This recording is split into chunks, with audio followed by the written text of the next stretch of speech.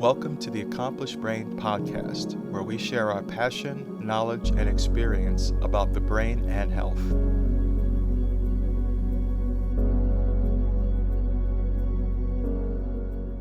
So we kind of went into like a review of how you fall asleep. Now, important to stay asleep is to make sure that blood sugar is maintained. So I want to talk about like some of the things we could do, like to mean. So let's talk about let's break down some of the mechanisms that we could do. And as Jeff and I talked about, we're very mechanism based therapies, right? Or mechanism based podcast or mechanism based when we talk, we really like to break down. And why do we do that is because when you have the foundation of the mechanism, you know how things work. So once you when they're not working the way you want, you have a foundation of where the mechanism is broken down, and you could get really creative to figure out how to fix that mechanism. So let's start with the cortisol. Let's start with like the cortisol rhythm. So the first things I would say is if you're having problems sleep, one, I would look at your stress level, right? So, how is your stress level? The second thing that I would look at is if you're going to do a cortisol test, and I'll share this just from my experience. This is personally, now it's not the end all be all. So I want you to share, this is just personal experience. One of the best ways that I have found to look at cortisol is to look at it from a saliva base. Now, there's doctors out there that they do it from a blood work. I think the best way to do it is saliva based. And when you look at cortisol, and the reason why I like saliva based is because when you're looking from these panels, now there are different companies. One company that I've used over the years, they're out in the state of Washington. It's called Diagnose Tex, Diagnos Tex, TECH. So Diagnose Tech is a really good company, and they provide a lot of really nice testing, especially saliva for hormones. Now, with saliva, it's really good because you could do the saliva test at 4 different times. So you could do it like from 6 to 8, from like 11 to 1, 4 to 5, and like 10 to 12 at night. So you can kind of get that whole rhythm, and you could get that whole rhythm. That's really important. Now, what happens if your cortisol is out? So and that could be a whole different panel. A whole different podcast. But for the most part, if it is out, you want to know, is the cortisol, when it's out, is it high or low? That's very important, right? What your overall, so when you do these panels, they'll look at what your cortisol was from in those 4 different times that you take it.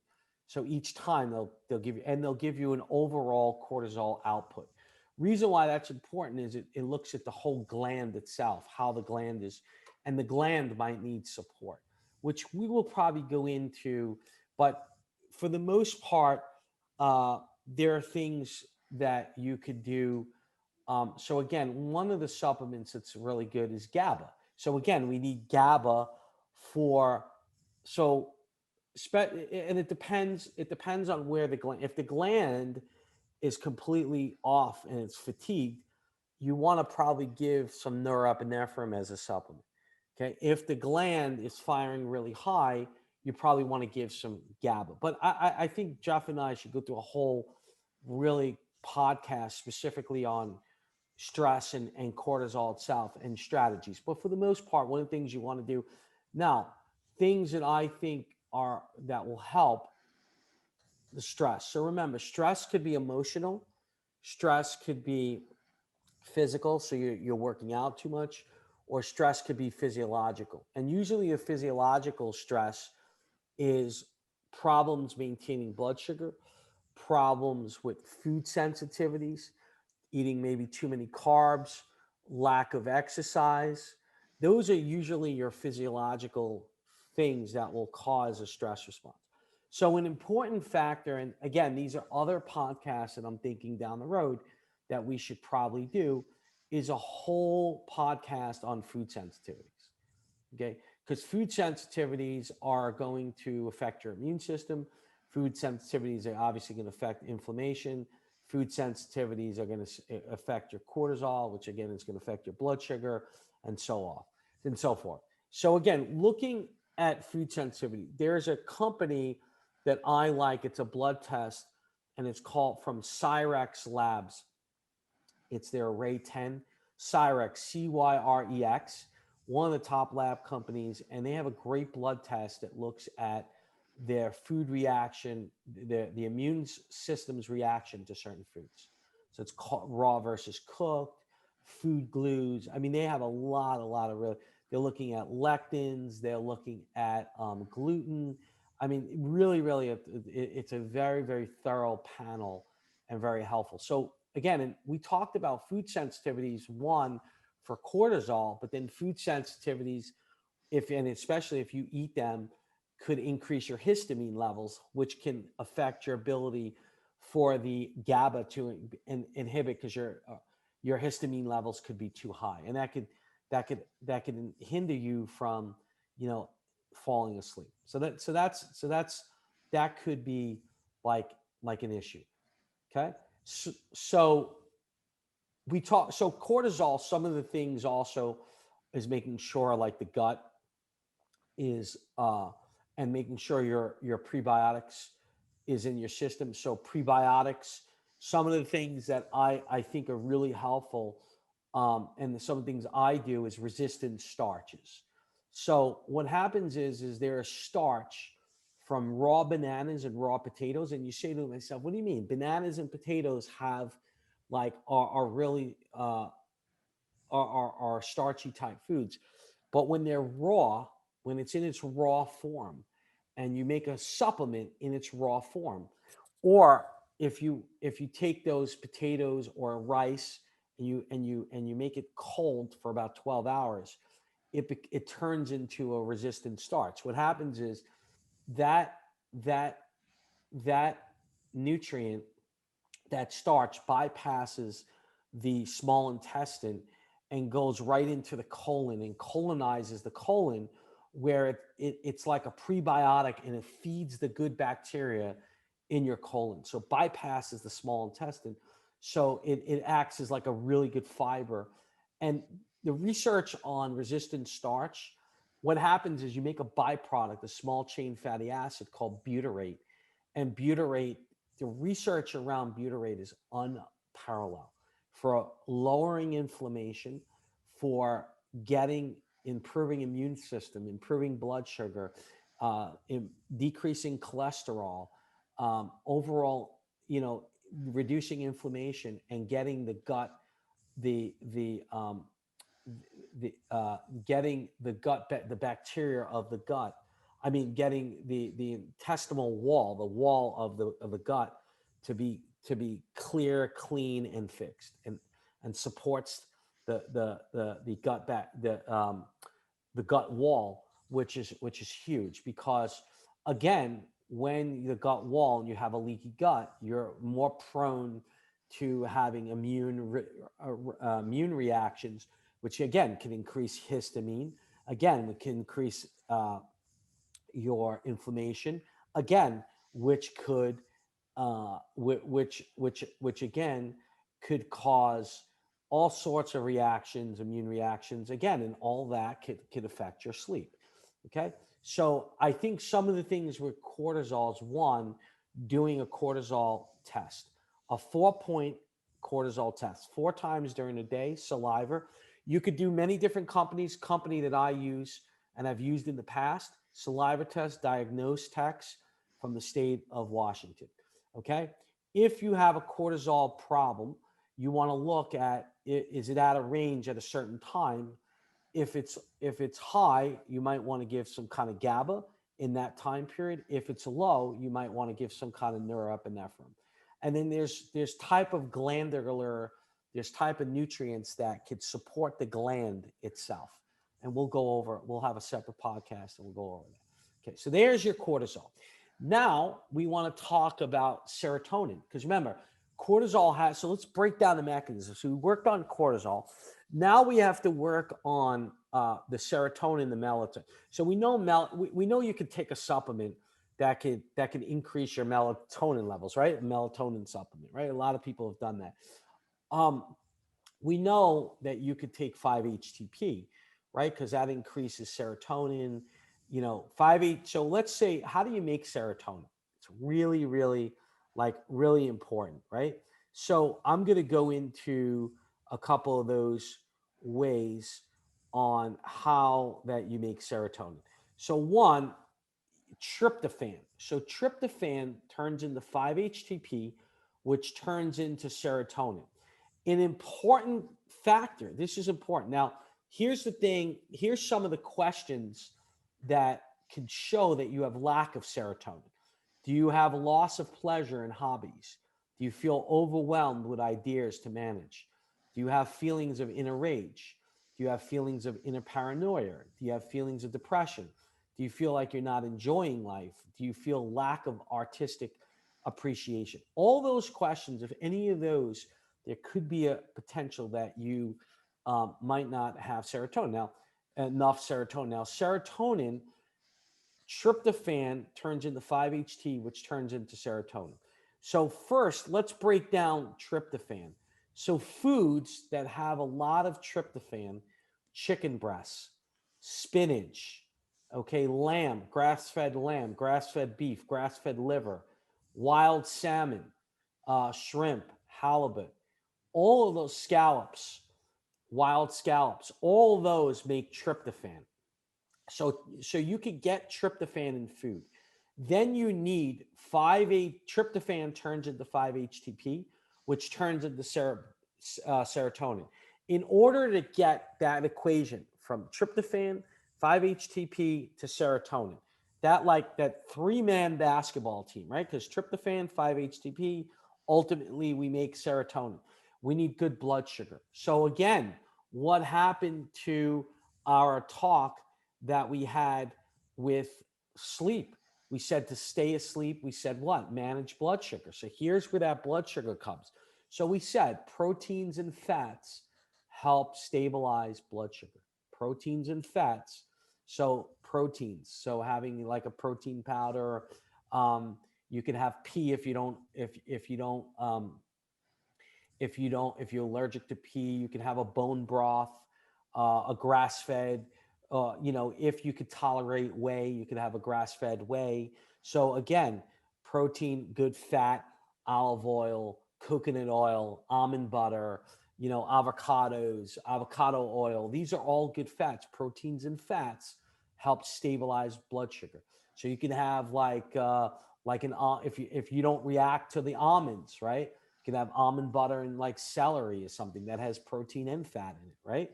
So again, stabilizing the blood sugar. Then you want to look at iron, right? So you have tryptophan. We said we could get that in food, right? We said tryptophan, you have chicken, scallops, spinach, turkey, grass-fed lamb, grass-fed beef, grass-fed liver, wild salmon, shrimp, all those wild scallops. You'll get the tryptophan in food. But now we need to turn the tryptophan into 5-HTP, which turns into serotonin. So we need good blood sugar. So we talked about proteins and fats. We talked about now iron. So you could get iron in your grass-fed meat. You could get iron in spinach. Okay. But here's a kicker. Some people have autoimmunity, right? And they have a condition called pernicious anemia. So basically they have a problem with the intrinsic factor in their gut to be able to absorb the iron. So in people like that, we need to have them on an autoimmune paleo diet. We need to have them really focus on food sensitivities, immune system, right? Immune system function, vagal nerve stimulation, right? Brain stimulation, right? For the vagal nerve. So vagal nerve stimulation itself on the brain. Okay. So in that way, You want to make sure your iron levels. You want to make sure you're not anemic. So doing a blood test and looking to see if there's any anemia. B vitamins, doing a blood test to make sure that you have adequate B vitamins. Where are you going to get your B vitamins? A lot of your and then magnesium. So again, tryptophan you get in food turns into 5-HTP, which turns into serotonin. You need good blood sugar for tryptophan. So that equation, tryptophan, 5-HTP, serotonin, blood sugar, fats and proteins, iron. Make sure you don't have pernicious anemia. You're getting your iron from uh, green veg, some of your spinach, your grass-fed meats, B vitamins and magnesium, your green leafy vegetables. Okay, so if you have that whole equation working together, you can make serotonin. Now, how else can we make serotonin and improve serotonin levels? This is a this is where our vagal nerve stimulation comes in. So here, if we look at this, this is our ear clip. We put the ear clip on the left ear. We have a pad. Let me show you my pad here. And this is the TENS unit that we use. We get a TENS 7000 unit from Amazon. I think TENS Pro Net. I think the TENS unit's like $30. The ear clip tenspro.net is about $8 or $10 with shipping. It's about 20, and you get 2 of them. If you order 1, 2 of them come in. And then here's your pad. So here's your pad. Okay, here's your pad. Okay, you put your pad on the left side like this, on the pericardium, all on the left side. So the ear clip goes in the tragus of the left ear. You have red because you don't want to have anything go to the heart, and you want to put it on the tragus of the ear on the left ear is the branch of the auricular branch of the vagus nerve.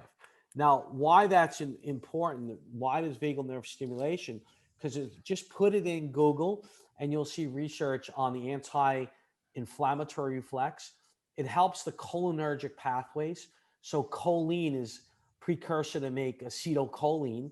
So you're improving those acetylcholine pathways, as well as you're helping improve the ability to make more serotonin. Okay, so again, that's why vagal nerve stimulation is so important. Vagal nerve stimulation has helped people with depression because some people lack the serotonin with sleep. Okay, so and obviously with the immune system, with lowering, because the vagal nerve stimulation will lower inflammation, especially in your gut. Okay, so again, we talked about foods, we talked about nutrients that can make the serotonin, that can make the melatonin. You can always take melatonin, you can always take 5-HTP, but if you want to figure out the mechanism on how to do it naturally, this is kind of how we roll and how we do things. Now, let's gonna break down some of the other things that you could do. So with GABA, some of the things, you could have a GABA supplement. Okay, so that could definitely work. You could do, so we could take some GABA supplements, and then foods. I just want to kind of go in here a little bit, and I want to share a little bit foods to help support GABA. So here, foods. So some of the things are fish, beans, lentils. So those are some of the foods that can help more of, again, yogurts, prebiotics can help support, because a lot of your neurotransmitters are actually made in your gut. So the better your digestive and gut function, again, vagal nerve stimulation, prebiotics, the better your gut is functioning, the better you'll make those neurotransmitters. Okay. So another thing that will help the GABA is doing vestibular exercises. So as we talked about here, we're just going to share my screen for a sec, and we have a revolutionary software. Okay. So we have a revolutionary brain-based software. Okay. That we have specific. So we'll share this Andrew, while you're bringing that up, just to make a quick side note, when you talk about the serotonin and the cortisol, those things are going to set up what is our circadian rhythm, right? Of when we want to go to sleep, when we want to wake up. And I just think it's important to note when you talk about that from a molecular standpoint, it kind of turns on the idea of there's a lot of people out there that don't get enough sleep during the week and say, well, I'll make it up on the weekend. Well, you'll never actually make it up because you're setting yourself up for failure because while, hey, you might be able to sleep in 4 more hours on a Saturday or Sunday, that cortisol rhythm, that serotonin rhythm, those things aren't going to change over 2 days and then be able to go back during your 5-day work week. So I think it's important for people to understand that you can't actually make that stuff up, and that you're basically going to be throwing off your own circadian rhythm twice a week if you continue to do those things. Yeah, and he's 100% right. It's a habit that needs to be like a 7 day a week habit. And I wanted to talk about so the GABA. So the GABA, we could do some vestibular exercises, which we have a software, the Accomplished Brain software, which was only available working with if you're a practitioner. This is something that we're finishing our automated payment systems and all that. But I'd say in the next probably 2+ months, we should be available to start taking practitioners on so they could utilize their software for them and their patient and their clients. We have 6 brain programs. We have a breathing program, virtual reality vestibular, which is this program. We have a virtual reality eye movement with 6 parts. We have a visual motor imagery for dyslexia, chronic pain, phantom pain. We have a sound program for balance and a 2DI program with 6 parts. So, and we're going to be adding this year, we're going to be doing virtual reality mirror therapy. We're going to be adding augmented reality probably towards sometime next year at this uh, this time next year, augmented reality reaction time training for sports performance and for Parkinson's and strokes. And then we're going to also be adding this year the ability to measure people's balance automatically, and eye movements, heart rate, pulse, temperature, and heart rate variability. So we have a great software, and we're only going to add to it. So in this case, we could have different backgrounds to drive dopamine. So we can improve GABA as well as dopamine. And this is your inner ear. So this is a balance center, but it's also projects to the brainstem and to the brain. So we use it for obviously we use a lot for balance, for a posture, but we also use it for general brain stimulation. So we have different motions that we can move people in, different degrees, different speed, different reps. So we have a lot of different cool things. Very specific. We use this for concussion, traumatic brain injury, strokes, Parkinson's, balance disorders, kids with ADHD, movement disorders, people with autoimmunity, and people who have problems sleeping. So we use it for many different. And it's a very simple. We use a headset that's like a $30. The prices do change. So if I say it's $30, it's probably that's what Amazon is charging today. Because Right. we've had times where we have driven the demand up for these headsets that sometimes they were started at 30 and then they went up to 60 because the demand, and obviously that when the demand goes up, the price usually goes up as well. Sure. So we could do vestibular work. We could do vagal nerve stimulation. The other thing I want to share with you that's very powerful is that could calm the nervous system down and improve the parasympathetic function is, so a couple things. One is foods we talked about that at night that could drive, besides the protein and fats, getting more magnesium in your system. So, and getting more potassium. So magnesium basically stimulates so you have 2 parts of your autonomic nervous system, right? Autonomic is heart rate, pulse, temperature, oxygen. These are all digestion. These are all autonomic. So you have Your autonomic, you have ones that really rev you up and drive, and another, which is your sympathetic part of your autonomic system, and then your parasympathetic, which basically calms you down. So your parasympathetic is very important for sleep, for rest and digest. So vagal nerve stimulation is really good. But for foods, like getting magnesium and potassium. So magnesium stimulates, activates the parasympathetic. So magnesium inhibits the sympathetic system, and potassium activates the parasympathetic. So they go kind of hand in hand together, right? So magnesium inhibits the sympathetic system. So the sympathetic magnesium says up, calming you down. And then potassium stimulates the parasympathetic system. So magnesium is good because it takes that sympathetic and drives it down, and then the magnesium and the potassium drives the parasympathetic, so you further drive yourself down. So green leafy vegetables. So at night, sometimes things are a good meal, and I do this at night, is chicken breast. So think about this, right? Chicken breast, you got your protein. Chicken breast, you got your tryptophan, right? Then you go in and you say, I want to get some additional fats, a little avocado, right? Then I want to go in and I either want to get like an arugula salad over a little with a little olive oil. So I got a little further. I got the omega-9 fats coming from the olive oil. I got the omega-9 fat coming from the avocado, right?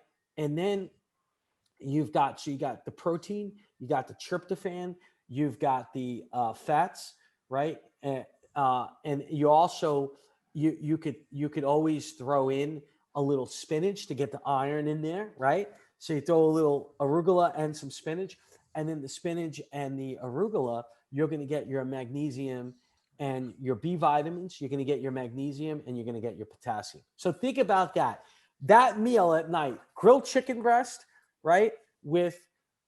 And I do this a lot. My wife, I see my wife, because she's a great cook. She's a speech pathologist, Luce. What a wonderful lady she is. And Jeff has a great wife, Kristen. I always have to mention her because she's a very special lady as well. We both very lucky Thank you. guys to have Thank you. special, Yes, special we are. wives. But you have grilled chicken, right, which gets your protein. So we said protein and fats, avocado. You get your olive oil, protein, fat, stabilize the blood sugar. In addition, the chicken breast has tryptophan. So now you get your tryptophan, your equation to start your serotonin. Then you come in and you say, okay, I'm going to have my tryptophan, and I'm going to throw in a little arugula and spinach. And now I've got my iron, and then I've got my B vitamin and magnesium, right? And now I can make my serotonin. Then I could get off my dinner. I could come in and help to further digest my food. Is I could do a little vagal nerve stimulation, right? So I fire the cholinergic pathways. I fire the anti-inflammatory reflex. I get my digestive system, suppress my inflammation, right? And then from there, and I can further modulate and increase my serotonin levels. Then I could come in and I could do some if you work with us, Jeff or I, or eventually more practitioners are interested in working with their clients. You have the Accomplished Brain software. It could do Activator, which is our virtual reality vestibular. That you could follow that up with doing some breathing. So we have a program called Regulator that could further modulate, and then you could top it off with doing some meditation.